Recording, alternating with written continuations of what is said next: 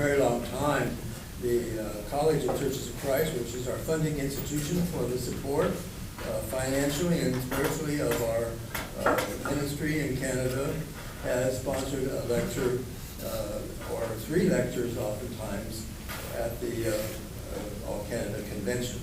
And we are very pleased this evening to have with us for her first presentation of Reverend Dr. Elaine Robinson, who is Academic Dean of Oklahoma City University's St. Paul School of Theology, and where she is also a professor of Methodist Studies and Christian Theology. She's the author of many books and many articles, editor, and her basic writing fields in contemporary theology.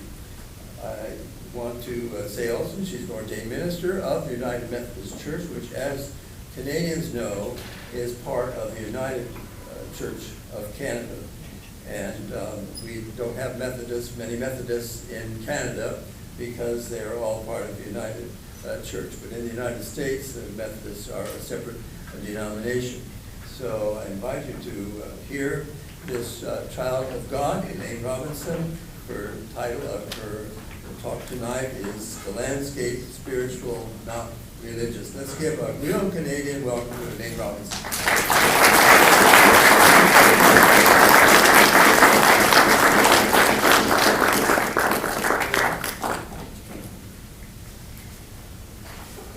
Well, thank you for the invitation to be here with you. It's a pleasure to be north of the border, and where I come from, it's very, very hot right now, so I feel like you've given me a nice break from we call it the dog days of summer. I don't know exactly what you would call it. We're trying to see if maybe I can use this if I wait just a moment. Over the next couple of days, I'm going to be talking about the church in an age of nuns. And that's nuns with an O, not a U, not the women with the funny little hats. We're looking at those who say they are spiritual but not religious. And while I don't know the context here as well as the one down south, I'm assuming that in the West we're going to find a number of similarities exist.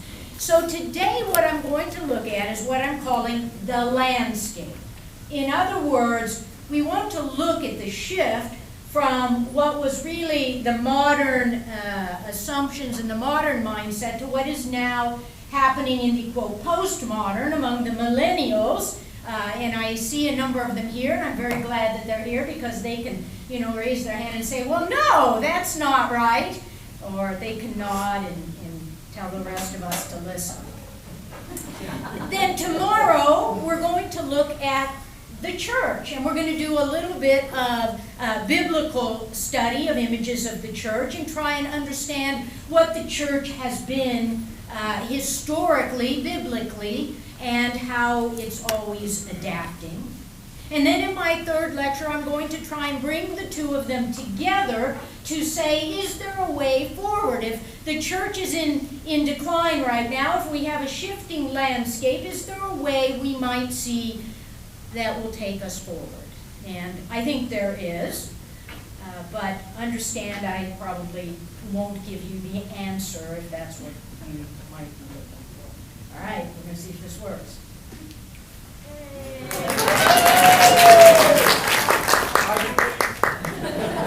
That's right. Yeah, it took a Methodist to get you to believe.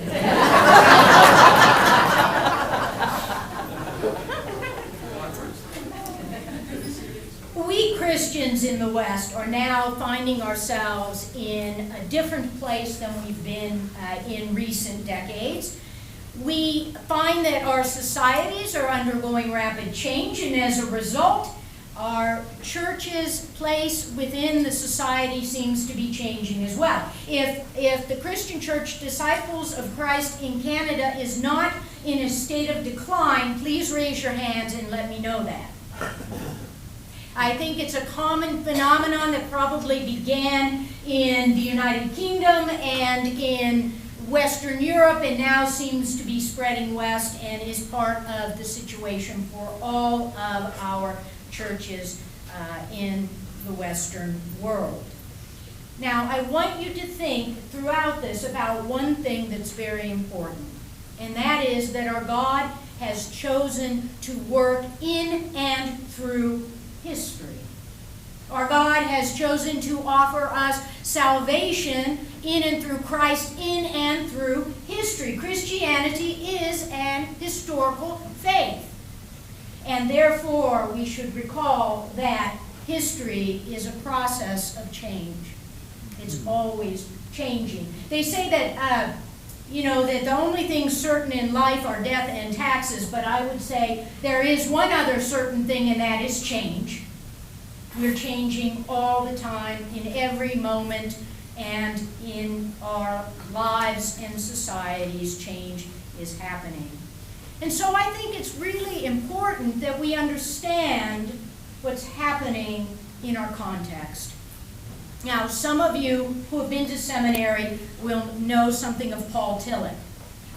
He was a great theologian. I won't say much more about him because I'm not really a follower of Tillich's theology, other than to say this. I think he was right that culture is an important medium for the life of faith and for theology.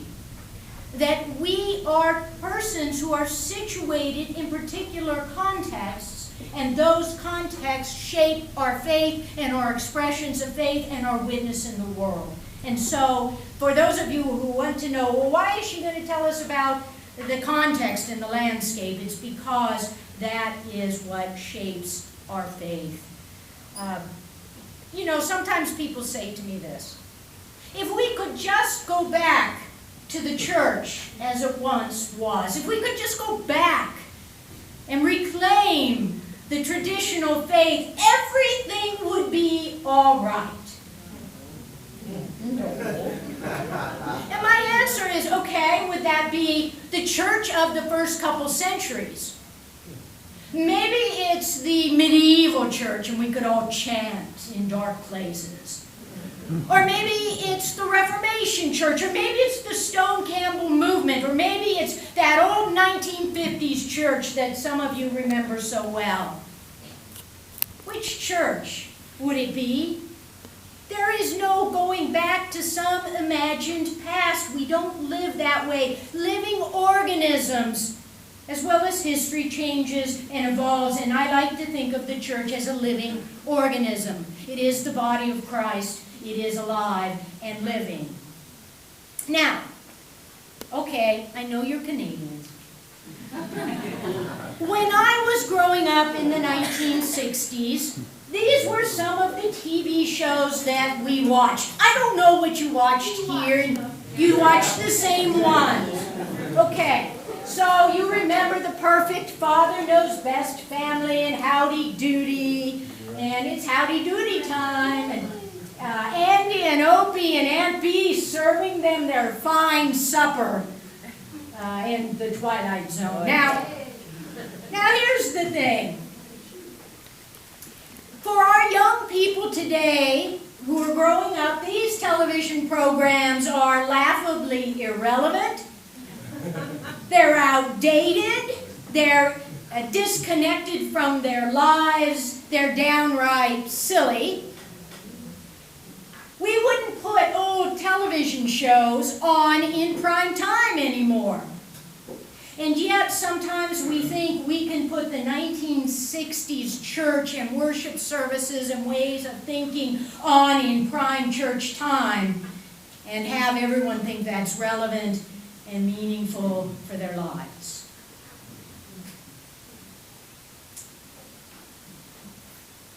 Church needs to, like the rest of our lives, adapt and change. Okay, but here's one of my first issues I lay before you, and that is that I am not Canadian. Oh, but you can adopt me. We're sorry you're not Canadian. That's all right. Sorry about that. Sorry about that. But here's the thing. In these lectures, it will mean that I don't know, and I'm going to use the plural word, the cultures of Canada quite as well as I know the cultures of the United States. I know you have French speaking, English speaking, you have regional differences, you have a lot of things going on up here. And while I've read a little bit about Canada, I'm not an expert. So there may be times when you will have to go, hey, Elaine, woo, not Canada. Here's what we would do or say or think in Canada. So that we're small enough that if it seems like I'm being too United Statesian,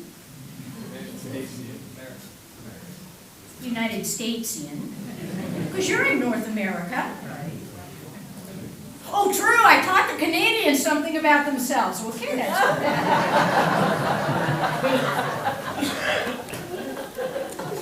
So there are some differences that we face, but there are also similarities.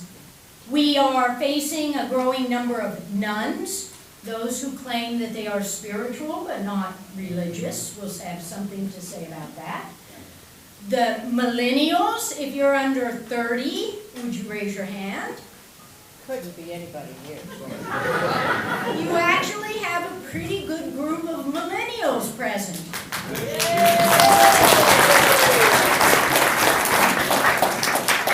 And look closely at them because they are the future of your church. They are we'll see how much of the present they are. Except for these, they're all sitting in the back. I'm up in the front. Thank you. Okay, you're the present.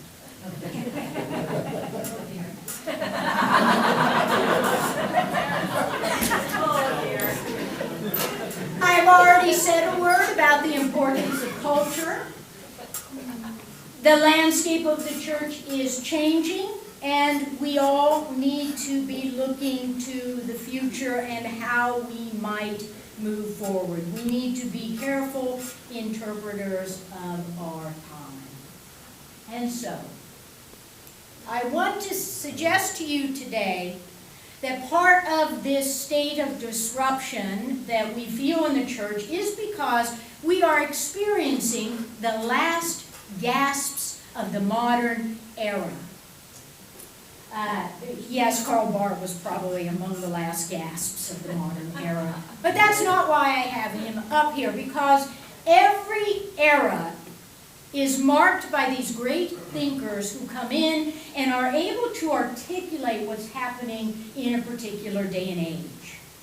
Now, a good example is that of Karl Barth, who at the start of the 20th century had faced a kind of theology, we would call it a classic liberal theology in the church, that had put great emphasis in basically the moral perfectibility of the human being. That through reason our human beings would become more and more moral and choose to do the right thing, and we'd have a better and better society. But then along came what at the turn of the century? World War I, which was in fact the worst example of violent conflict ever experienced in the history of the world. And for some people, that optimism, exactly, in human perfectibility, came into question. I know, he's a scary man. One look at Karl Barth and most people flee.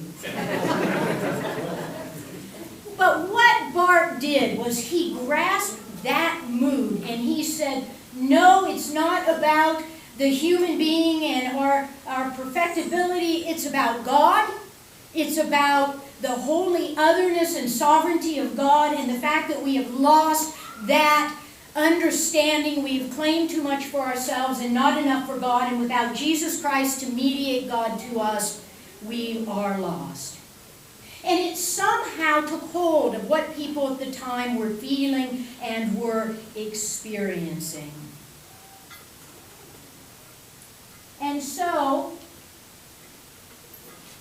at the rise of the Enlightenment, there were some pivotal people who were beginning to grasp what was happening at this transitional period. Now, remember, we're talking right now about the modern period, and I'm going to suggest to you it is the thing that is unraveling, and its assumptions are falling apart. Okay?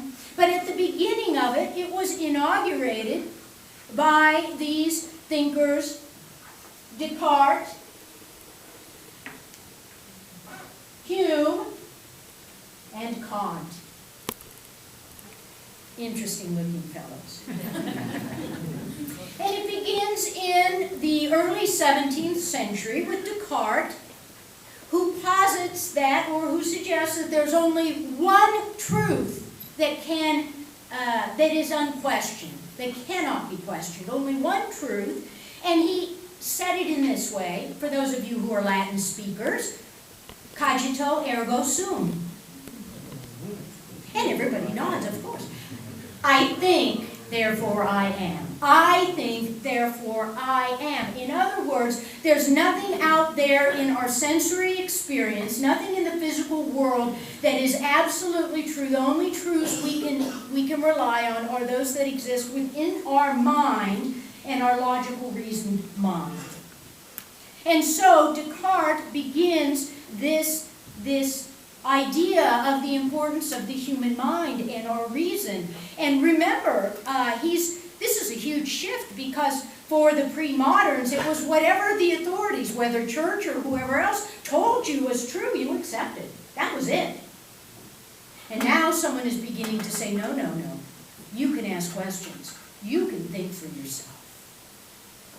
Then in the middle of the 18th century, along comes Scottish philosopher David Hume, and he begins to focus on human morality. Okay, this is where that whole morality, human perfection begins to happen. He says that we can begin to think about what is good for all people and what is good for all societies. And if we reason together, we can end up with the good society. The other thing that Hume talks about, which is really quite interesting, is he believes that pagan religions are a more primitive form of faith, and that through progress over time, you see monotheistic religions arise, and the height of all religious expression is Christianity. So Hume has this kind of evolutionary thinking where Christianity becomes the height of religion, but he also says a very interesting thing, and that is because it is worshiping just one God, as right as that may be, it has a tendency to be more intolerant and a tendency toward violence in order to protect fiercely that one true God.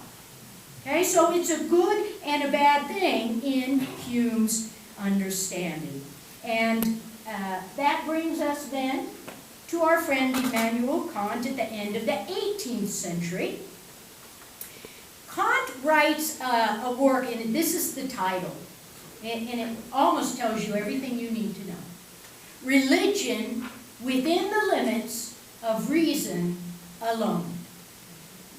Religion within the limits of reason alone. Now, understand that Kant was not trying to say there is no God. He was not trying to deny the existence of God, but God had been so misused by so many authorities over time that he wanted to find a way through human reason we could find what was the good and what was moral and then live that. Okay? So we should be able to discover these laws and rules of human life without relying on God. Things that we might not hold dear. But in Kant, then, you see the rise again of this tendency toward human morality and perfection, as well as reason as being particularly important. And so, as modernity unfolds, a number of assumptions come into play. We're going to talk about each of these briefly. The first is reason. The second is the autonomous self, or we might call the individual who is free to choose. The third is progress. And the fourth, science and technology as sort of the answer for everything. So let's lay these out, and what I say about them may have a little different resonance in Canada, but I think they'll still make sense. First is reason. Now, the modern era is really the time that there's a turn to scientific knowledge, to historical critical methods, to proof, to people who say, just give me the facts. Prove it, I'll believe it when I see it. It's this whole turn to skepticism around traditional authorities unless there's some way to prove that knowledge. And there is a real sense of exalting the capacity of the human mind. And as this happens, you have more scary guys up there. Sorry. There comes to be a point where people begin to question and challenge the reality and the existence of God. Now, let me say very clearly that while they are intellectually, many intellectuals are questioning the reality of God, there are still very many people who believe. But intellectually, people like Feuerbach and Freud, and look, they both have beards. He's smoking a cigar, you know, I guess that made you look intellectual back in the day. A beard and a cigar. I would look silly with those things. They would actually go so far. They would take, remember, you know, these first Enlightenment thinkers began to say, you know, how can we think about things without resorting to God as a placeholder? Now, these fellows take it so far as to say, God is a figment of our imaginations. God is an idea. God is simply something that we use out of fear or out of ignorance. And as we all mature as human beings, then we won't need God anymore. Not everyone believed in that, and I think that emphasis on simply the mind and reason and God as an idea didn't take hold very strongly. But nonetheless, this is an important, you will find people today, obviously, you'll find people, probably more people in Canada than in the United States, who will actually say, you know, if you can't scientifically prove God to me, I have no reason to believe. I have a mind, I can think, I don't need to rely on God.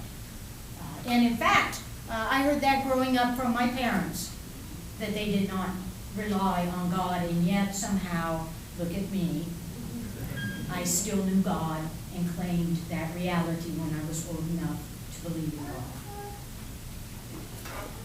This idea of the autonomous self. Now, you can see, here's a little cartoon. Chose to go it alone. Please help.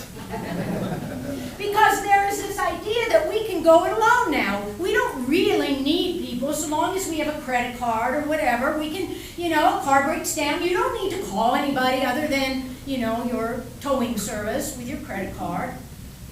Didn't always work that way. There were many times that we had to rely on other people, and in you know, the height of modernity, we can do a lot of things on our own. And in fact, some of the way I like to put it is, we came to think more of the great I than the great I am. We began to put the individual at the center of things, and of course, as Christians, we believe that whenever we put the self or the individual at the center, then we have displaced the true center, which is Christ, which is God. And yet there is seemingly in the modern period this great progression toward greater and greater emphasis on the self, on the individual. I don't know quite about Canadian society, but I do know every study of society south of the border suggests that over, really since the 1960s, participation in any kind of group, whether it is the church, whether it is a civic organization, whether it is a political organization, it doesn't matter. Every kind of social group has declined. People do not participate the way they once did. So you can go and look up your statistics for your great nation. Now, this is one that I guarantee you is still very firmly planted in a number of minds in this room. And the thing about the assumptions of an era is most of the time we don't even realize how strongly they are operating in our lives. This notion of progress really only came to be in the modern period, and we have really held on to this idea that life progresses toward the better and that someday we will arrive at a utopian future. Now, as Christians, that doesn't make any sense because we believe biblically that Christ will come to end the old creation finally once and for all and to inaugurate the new once and for all, to complete what has been begun. But so many, even Christians today, even though we believe that there's sort of an end of this salvation history and then the new creation, we believe in this idea of progress. That is totally modern.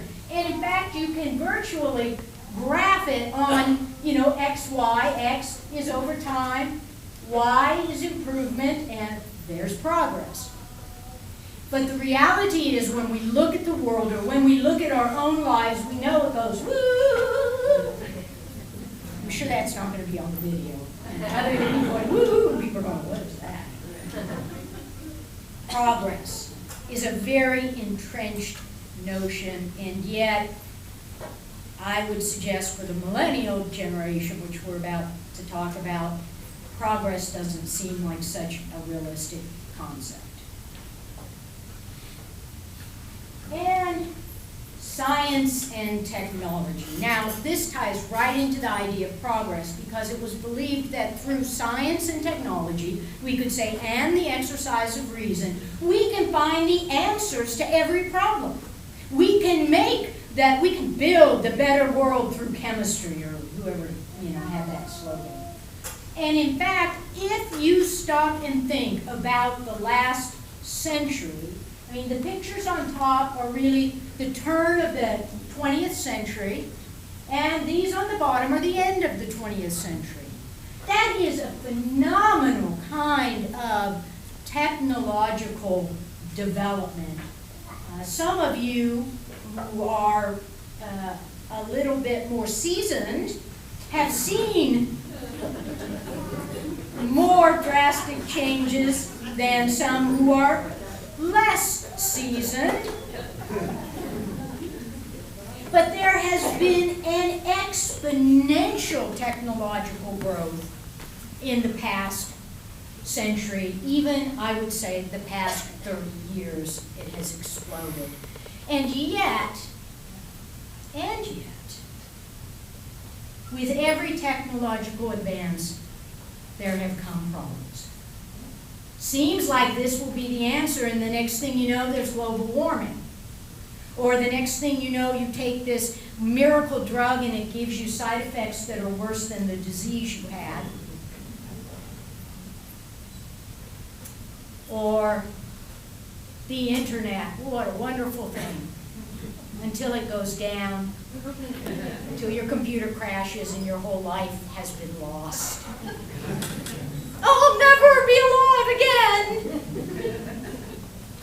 Now, of course, all four of these assumptions wove together into a certain logic of the modern period. And two of the highlights of this logic, just touch on real quickly. One is this notion of ecumenism.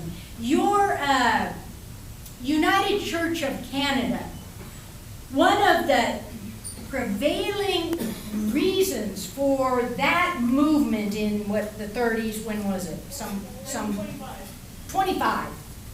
Thank you. Was this idea that in the modern era, we are all going to reason together, we're all moving in the same direction, we'll all discover these same principles, we'll all come together, we'll all be ecumenical, we'll all worship God together. And so there was this real sense at the height of the modern era that everyone who was Christian would be able eventually to come together. And in fact, I would say the ecumenical movement, while not dead, seems less lively today than it has in a long while. As if that doesn't make sense anymore. And also, the modern ideal was that institutions can do a lot to get us where we need to be. I mean, again, United Church of Canada, if we all come together in this institution, it will do what we need to do. Or, here's a better example. The United Nations. The United Nations will be this great global organization without political ties that will do all kinds of good in the world. Now, it has done some good in the world, but it is not very powerful or effective. And if I wanted to compare it to capitalistic international economy, those forces of money are much more powerful than the United Nations. Those two are institutions. But we have placed a lot of confidence in institutions in the modern period that may not be so valid. And so, we come to the postmodern. Now, I always hyphenate. Because what is the postmodern? It means that which comes after the modern period. And guess what? We don't really know exactly what that is. We don't have a name. We don't have the clear assumptions that we can lay out because we are in the absolute midst of this transition, and we're still waiting for our Descartes and Kant and Hume to write these things that say, yep, here's what it is. But we do have some ideas. Now, this is a little cartoon. In case you can't see it, the pre-modern said, that's the pre-modern image, because God put it there, and that's the way it's always been. Okay, that was sort of the logic. The modern, here we go, progress, onwards and upwards with inevitable progress. Yes, exactly.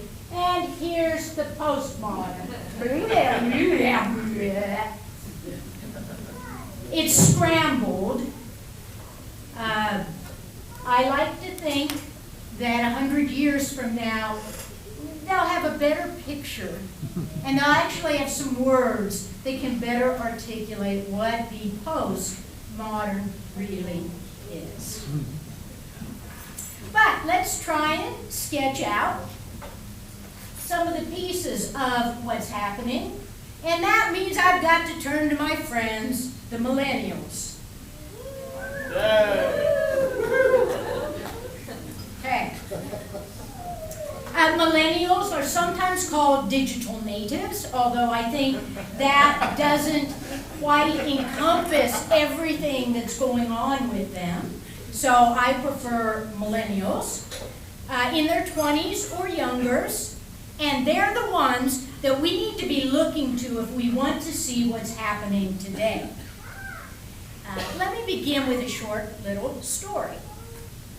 Very, very recently, I was flying from Houston to Oklahoma City, and I was sitting in an aisle seat, and a 4-year-old and his mother came on the airplane very late, and there were 2 seats, 2 middle seats, one in front of the other. And the little boy came to sit down in between. Now, before you go, why didn't you give them your seat? the man who was sitting behind me offered to do so, but as soon as Spencer, the 4-year-old, sat down by me and I started to talk to him, he did not want to move. He's like, no, Mom, I'm good. Okay. So, Spencer had a mini iPad that his mom gave him to play with on the flight, and he was playing Angry Birds. Now, I hope all of you know Angry Birds, but if you don't, it's all, on the screen, and you have a little slingshot, and you put an angry little bird in your little slingshot, and then you launch it at some kind of structure, some kind of building edifice that has smiling happy pigs. And am I telling this right? And the goal is that the bird will knock over pieces of that structure until the happy pigs go tumbling. That's the game. Well, I've seen 40-year-olds playing this game. So don't just put it on the 4-year-olds. So Spencer is playing this game, and it's got 15 different versions of it, and then he starts punching buttons, and out come these things, and he goes, oh, there are the Bubble Girls. I'm reading my book, and I keep looking back over to see what he's doing. Well, the Bubble Girls are, I guess he's named them these bubbles that will come out, and then the bubbles pop and knock over more of the structure. And then he would push a button, and a flock of birds would come out and fly through the structure. And so after watching him for a while, 4 years old, I said to him, okay, how did you learn? Because I'm like sitting there thinking, I would never learn those Bubble Girls. Where are they? How did you learn to do all this? And he says, I don't know, I just knew how to do it. Okay, I said, so as we finished the flight and stood up, and I started chatting a little with his mother and said, oh, he was a really good boy, I enjoyed flying with him. I said, how did he learn to play that game? Did you teach him? Did someone teach him? And her answer was, no. He just turned it on, started pushing buttons, and he knows how to do it. This, to me, is the millennial generation. And I'm willing to say that most of us here in the lower tier, no, not you, most of us here in the lower tier would get that game and go, off. We would not know how to punch buttons and figure out how to make that work, and then start naming the things within it and creating our own little world of Bubble Girls and everything else. Now, this really is illustrative of millennials. Technology is second nature to them. They were born with technology. There are, your 2-year-old is swiping the phone and moving the pictures. That's normal for them. Their brains seem to be fundamentally wired to know how to operate these devices. And it would seem that in many ways the millennials are already living and embodying what will be the post-modern mindsets. They are the ones who will be tasked with pulling together what's happening in this era. But here are a few things that millennials might tell us. As my friend Spencer would demonstrate, the new era will be dominated by the use of personal devices, technologies that even 20 years ago seemed almost impossible. For most of us, or I'll say half of us at least in this room, we typed college papers on typewriters with a large supply of whiteout. And they're in the back going, what is whiteout? Isn't that a big snowstorm? You see those a lot, I guess. This actually is the very first computer that I own. Now, it's not a picture of mine, but it is a picture of exactly the first computer I owned. And yes, I could plug into the landline, and it went whee, that noise, and it took like 3 hours to send 5 words, and I could almost print out from a Word document on it, and the screen actually looked like this. It was a green thing with some little pathetic. Whoa, but it seemed like really awesome back then. today I have a laptop, I use my iPad all the time.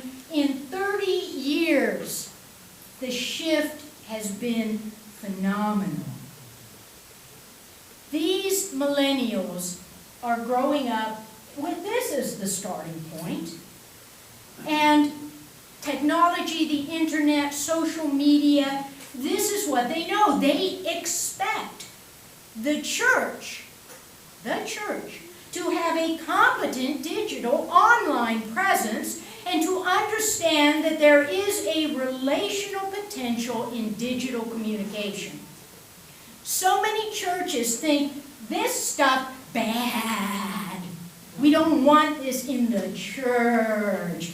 Oh, don't have your cell phone. Don't tweet during worship. Well, you're asking them not to be who they are.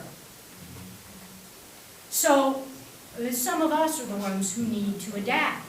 And in fact, if your church has no website, a broken website, or a bad website, or a broken link, when you click on for Hey Rock, church,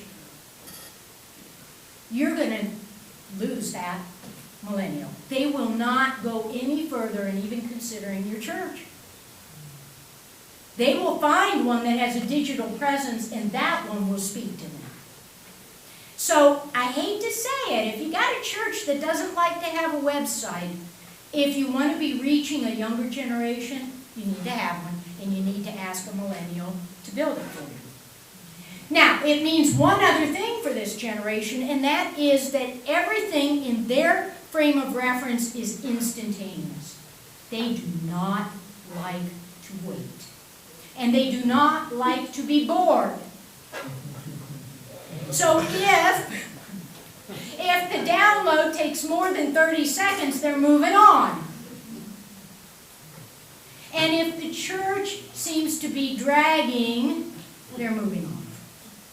This is how they live their lives. This is just who they are. It's not good, it's not bad, it just is.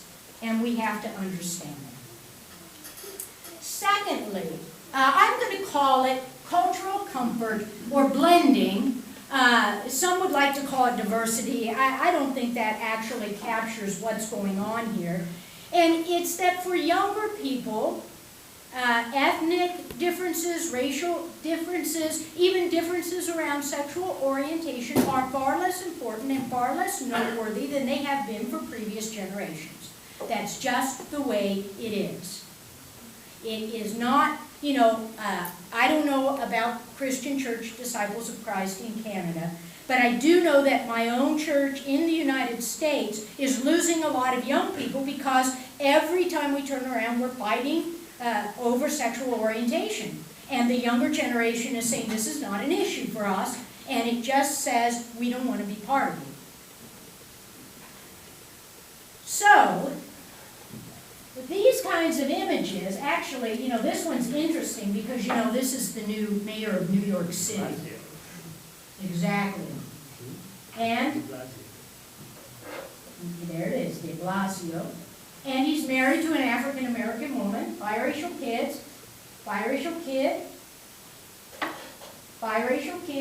This, you probably didn't see this commercial up here for Cheerios, but it was a huge controversy in the United States because it was an African-American father and a white mother in the commercial, and a lot of people just said, this is wrong, you can't have this on TV. Now, is that ridiculous or what? Yes. Thank you. And of course, here they are, they don't have the same kinds of cultural boundaries that has been the case in previous generations. So, if the church is not diverse, and if the church really isn't open to being in this kind of diverse community, then the millennials are probably going to be a lot less interested in participating. Any of this sound like you guys up there in the back? No? No, just go on. We We just live it. We don't think about it anymore. All right. For most millennials, there is institutional distrust. In some ways, I think this guy is going to be one of the iconic symbols of the millennial generation. Who is this guy? Edward Snowden, who rejected the institutional norms to release to the world information he thought needed to get out. Iconic representation of what's happening among millennials. And part of this is that institutions are failing and have failed them.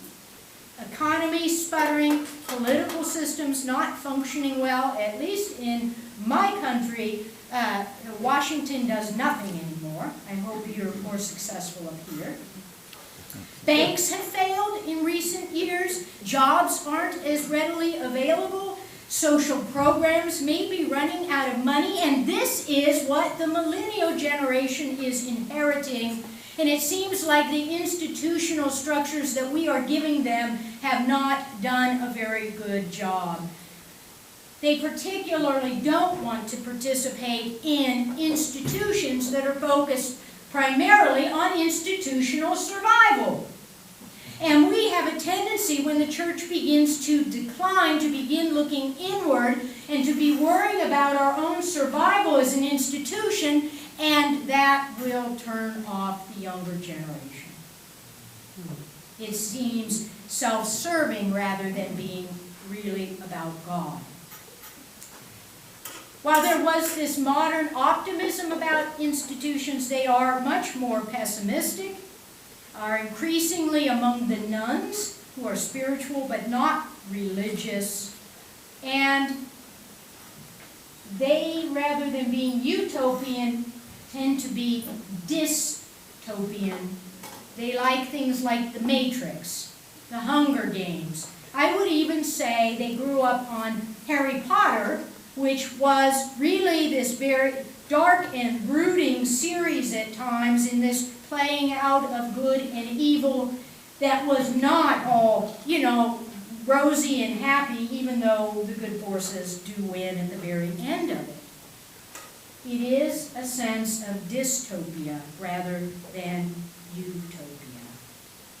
So, they tend to be less interested in what we are doing inside the church and more interested in what's going on outside the church and how we can participate in that and help to change lives.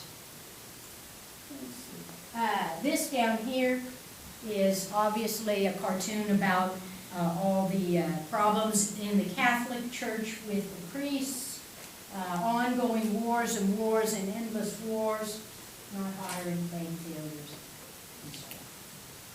Okay. They also have a desire to participate. They want to do things. They want to be out in the world. They don't want to just sit quietly and listen to their elders, as is happening in this particular moment. They think they've got good ideas, and they probably do have good ideas.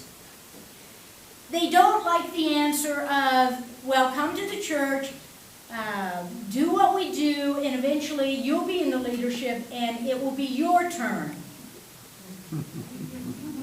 They want to be involved now, at this point. If a millennial comes to your church, you need to plug that person in and get them active in the church in leadership roles as early as they are reasonably ready to do that, because that's how they think. That's what they do. I have seminary students who are 24 years old, and they'll say to me, some of these older pastors just need to get out of the way. We could do so much better in that church, even a large church, than they're doing. And there may be some truth to that, but the system is such that they still have to make their way up the ladder. And that's not exactly how they think. see. Also, as I say here, they are multitaskers. They often do more things at once than we think is humanly possible. She's got the whole world in her hands. Although studies show that sometimes multitasking means you really can't pay attention as well, but maybe they are developing new brain skills that we do not have. And of course, they have very high expectations. They have high expectations for what they can do and be, and they have high expectations for what we should be doing and being, right or wrong. You know, the bad side of that is that a millennial comes out of college and says, where's my, well, I don't know what's a good salary here, $80,000 job as the manager. And of course the job people say, no, you need to start at the bottom. That's how it works. So their high expectations don't always play out. They have different ways of connecting and learning. And these create for them a different sense of community. You know, most people my age, your age in the lower tiers, would say this isn't really community. Community is being face-to-face with people. Community is sitting down. Well, yeah, there's some truth to that. But there are also ways that communities form online that are just as real of community. They're simply different. And in fact, you know, I'm on Facebook now, and one of the most remarkable things to me is that in, I don't know, 6 years ago or so I got on Facebook. But people I went to high school with that I hadn't communicated with in 30 years suddenly popped up as a Facebook friend. And that reestablished relationships that 10 years ago could never have been restored. So I think fundamentally there is something, it's not worse, it's just different when we begin to think of the way social media and the electronic digital age works. Now, two things here. They have, in a sense, captured a sense of eternity without turning to God, and that is that Facebook is forever. You know, one thing, if I give you any lesson that you remember today, it's this: anything you post on the internet will live with you forever. Even if you delete that Facebook page, it still exists in the digital archives, and someone can pull it up and see what awful thing you were doing when you were 18 years old and at university. Don't believe me? It's true. You know that, I hope. And the other thing about this sense of Facebook is for forever is that even if someone dies, oftentimes their Facebook page remains, and people can go back to it and post things, I miss you. And so there is this sense of continuing on that is unlike anything in the past. The other thing about these millennials, and this kind of encapsulates it, I wish I were more like my online persona, is they go online and they can create all kinds of digital personas. They can try on and try out being different people. They can have avatars. They can put up a certain image on their Facebook page, on social media, and then you meet them in person and, it's like, well, that's not really you. But they have this opportunity now to be and try and experience different kinds of personas through digital technology. There's even this thing called Second Life, which I went on and it just totally confused me. But you can go in and live in this alternate world and create your little avatar that walks around and does all these things, and you can try out being another person. So, anyway, the point of this is to say that, again, they will experience God, connect to God and others in ways that are digital, that involve technologies that we never did before. And so maybe just having a screen like this isn't going to be sufficient for them to really feel connected in the church and to God. And lastly, one of the things that's happening to the millennials is a global perspective. Now, the modern mindset was really about the nation state, because in modernity, that's what the primary form of community within the world was. And it had boundaries, it was static, it was well-defined. There was a shared culture and history and language and territory and nationality, often a shared religion. And what we see now is this is beginning to fall apart. For the postmodern, it's porous, it's permeable, it's fluid, it's a global community. You know, you can go and play games online, and you're playing with people around the world.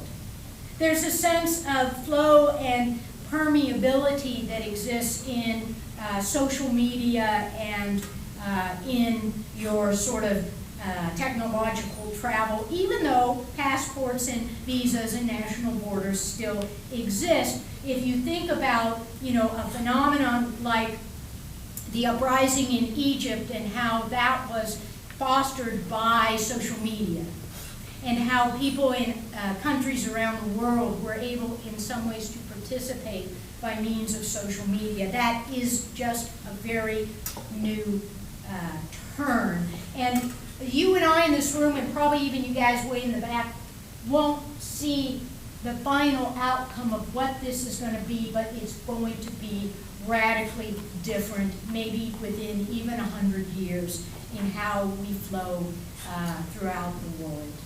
So, this raises for me a question, and I'm almost done.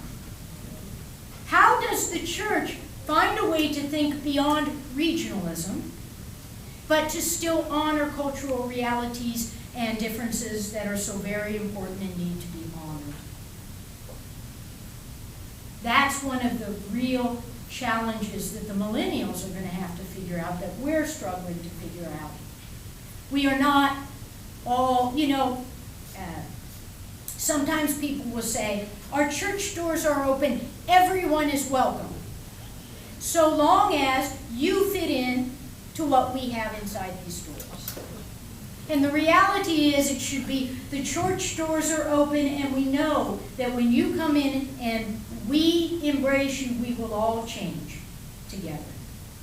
That is what we are moving into now. And so, we come to the end of this first lecture, and let me say, it is a time of transition. That's the only way to talk about the landscape. This transitional era should be of fundamental concern to the church, because our God acts in and through history. We believe that.